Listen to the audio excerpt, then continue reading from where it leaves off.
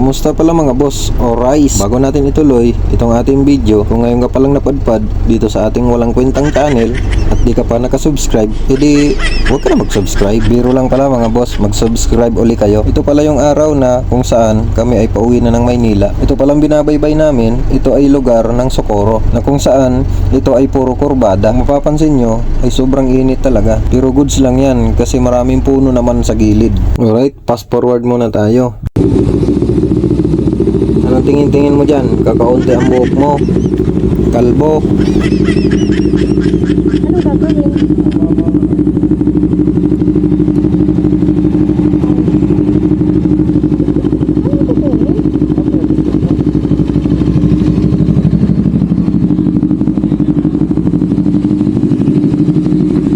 Atang ito. Okay po. Ano Kaso nga, 130 pa kami Standby muna kami. 130 pa. 130. Baligawan dito 130. Balik lang kami ng 130. Dito pala kami mga boss nakasakay sa Montenegro. Kasi nung araw na yan ay yan ang may pinakamaagang alis ng barko. Kasi yung iba medyo hapon na ang alis nila. Kung ang gagawin nyo pala mga boss, kukuha kayo ng booking dito sa may station nila. Matatagpuan lang ito sa labas ng pier. Doon daw muna kami sa may malilim kasi maya maya pa daw kami papapasukin. Tambay muna tayo yan. Sa malilim daw. Yan. At maya maya nga nakapasok na nga kami. At dyan naman sa unang table, dyan kukunin yung booking na kinuha nyo sa labas. Tapos bibigyan kayo ng resibo. At pangalawa, doon naman sa may window. Ang alam ko ang bayad dyan ay 65 pesos. So tapos na pala yung ating chicks magbayad. Tapos proceed na tayo doon sa may bungad ng barko para magparesibo naman doon sa bayad ng motor at ng back ride.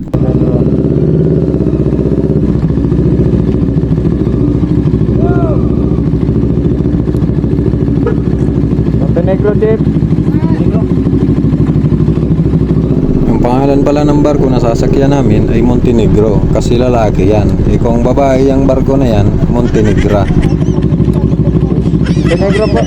Montenegro.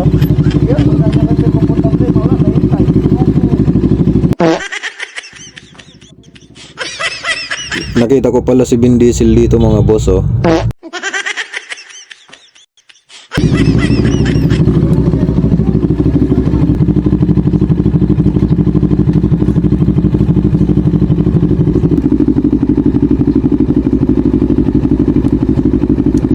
Dito na pala kami mga boss sa may barko. Yan, okay, kita nyo yung Montenegro, yung kulay green na yan na barko. So yan yung sasakyan natin papuntang Batangas Port. So mahigit 2 oras ang biyahe natin mga boss papuntang Batangas. Hindi, kahit video yan, ano na lang yan. Pwedeng Ay, sus, ganoon. naka-picture na yan, me. Huwag mong galawin. Hindi dito. Naka-video nga yan, pero pwede kang kumuha ng Iharap ko sa akin. kahit sa Ay, di ko 360 nga yan, eh, paano? Ano mo ko ha? Nagtatalo kaming dalawa mga boss, gusto niya iharap sa kanya. Nakalimutan niya ang 360 camera yung dala namin. Ganito kami kakulit, parang mga bata. Alright mga boss, so andito na kami sa barko. So ito yung pinaka-tuktok ng barko. So ang binayad pala namin mga boss, isang 65 tapos isang 1824 pag may angkas. Pero pag wala ka namang angkas, nasa 13 lang, 13. Pwede naman kayo mga boss dito maglakad-lakad pag nasa laot na yung barko. Yan, pwede kayo mag-video o ano. Yan, lakad-lakad lang kayo dyan. Pwede rin kayong tumai dyan, tapos hawak lang kayo dyan sa stainless, tapos diretso na sa dagat.